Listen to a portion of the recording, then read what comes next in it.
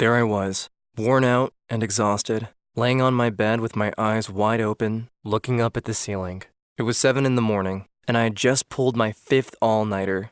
Yet, all I could think about was that epic win last night. Ouch!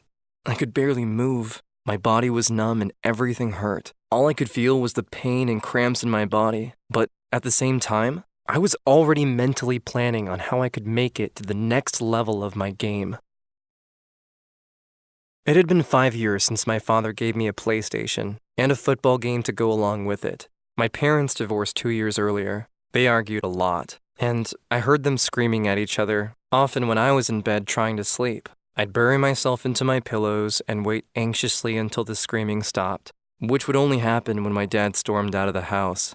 I'm an only child, and so during the weekdays, I would live with my mother, and every other weekend, I would visit my father in a city 2 hours away. He works for a security company, and therefore would often have to work the night shift. He would usually come home around 6 o'clock in the morning, and would sleep in till 12 in the afternoon before we could even spend time together. I didn't have any friends in the area he lived in, and so it would get extremely boring without having anything to do or anyone to see. This all changed when I received my new game. It meant that I had an escape from reality, from my parents and school. I quickly discovered that I was really good, and my urge to become the best striker in the world kicked in.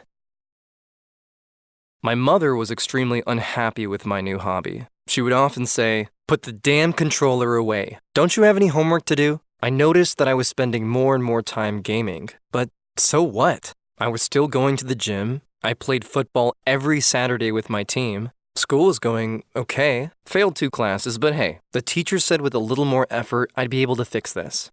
However, I kept getting better at the game. I was creating the best teams, selling players, mastering all the techniques, and winning all the matches I played. I downloaded the game onto my phone so that I could play during the breaks at school, and it also meant that I could secretly play in bed without my mother realizing.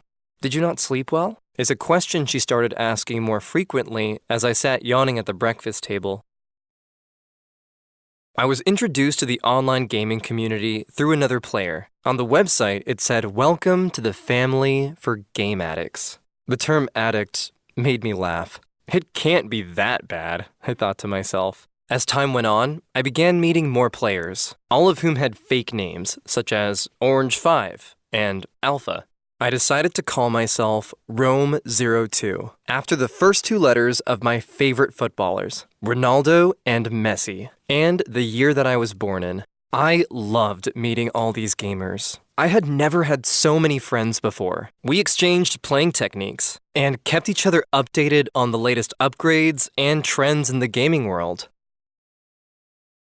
Eventually, I slowed down going to football, as well as going to less training sessions, and coming up with excuses not to play on Saturdays. I would tell my mother that I had too much work, but I could tell by her face that she knew I was lying.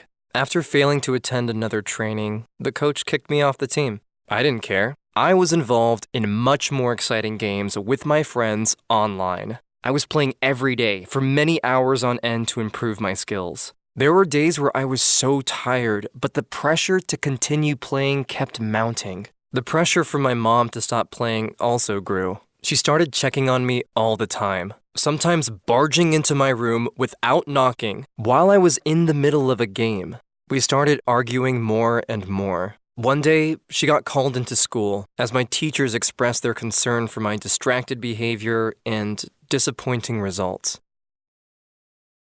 Suddenly, I had found more and more problems. Money. Gaming is expensive, and I didn't have much pocket money. I had already borrowed money to buy the latest PlayStation 4, but I needed more stuff, like a special pair of gaming headphones and an upgraded charger for my controller. I had to find a job, but I didn't have the time. I was saying yes to every invitation to play with my online friends. I simply didn't have time to work. I had to sell my bike as well as an expensive pair of Nikes to get by. One day, my mom caught me trying to take money from her wallet. She was furious and yelled, "What have I done to deserve this?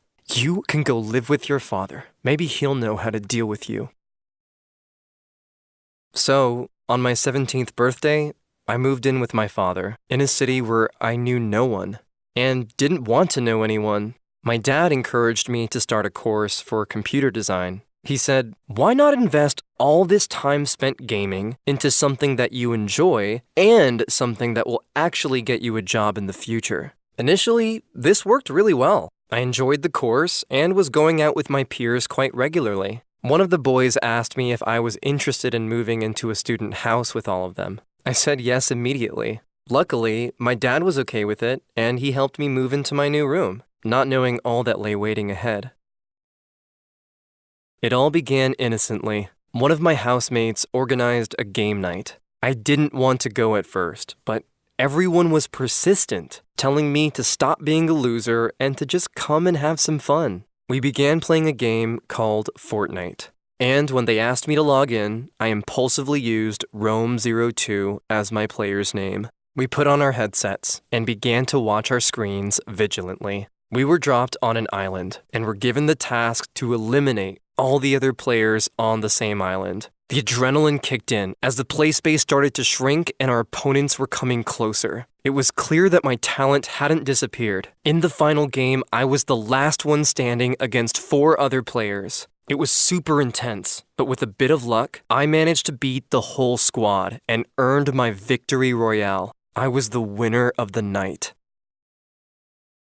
The next morning, I woke up with the worst headache ever. I walked over to the fridge to find something to eat, but there was absolutely nothing. Looks like I had to make do with tea and biscuits. Back in my room, I opened up my computer and logged in. I couldn't stop thinking about how fun the game was. The next thing I knew, it was 4 in the afternoon. I hadn't been to college, and I hadn't eaten anything. It was official. I couldn't stop gaming. The days, weeks, months that followed consisted of constant gaming. At one point, I played 2 weeks non-stop. I ignored my headaches and the pain in my shoulders, hands, and fingers. I was consumed by this game. I didn't have time for anyone or anything. I failed my exams and got kicked off of the course I was studying and lost all my student finance. My housemates decided to give my room up to someone who would be more involved with students. I had to leave, but where was there to go? My parents weren't an option. I was too scared to tell them about everything that had happened.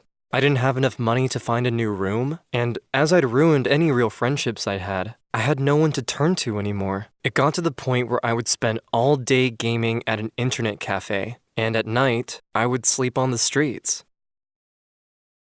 I wanted nothing more than to go back to the time where I was living with my mom and when I was clean. I wanted to play football again and go back to having a normal life. In all honesty, I just wanted to be a kid again. I was scrolling through the telephone numbers on my phone and came across the number of my old football coach, John. He had always been someone I could go to when my parents were fighting. He had been nice to me and listened when I was upset. I contemplated calling.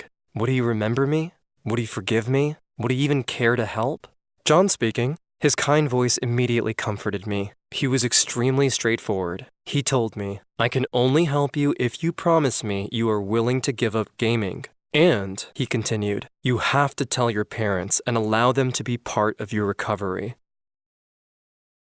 It's been 6 months now. I still visit a rehabilitation clinic once a week that helps people who struggle with addiction. Through the help I received here, I was able to overcome my addiction to gaming. The first month, they had arranged that I was still able to go to school during the day, but I had to sleep at the clinic at night. I was allowed 1 hour of supervised gaming, and as the days went on, this became less. I was also prescribed medication to try to help me fight the constant urge to game. At the start of my recovery, it was extremely difficult, and every day was a struggle. For the longest time, I had depended on gaming for my happiness. So when they took it away from me, I felt helpless, like a child whose favorite toy had been snatched away. It took months before I felt my depression start to go away, and my self-control begin to return. I realized that I wasn't going to be someone that would be able to game once in a while, so I decided to stop entirely.